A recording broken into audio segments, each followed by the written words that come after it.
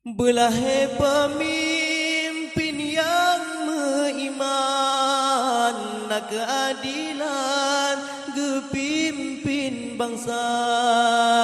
Negeri ya Allah Aceh yang harum, berdedang hukum banken agama. Rindu ke adik sampai di ulun, negeri ya Rabbun Islam berjaya.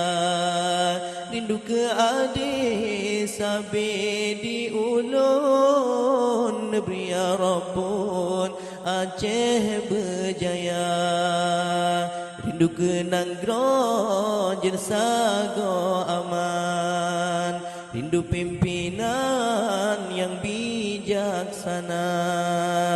Rindu ke adilam ke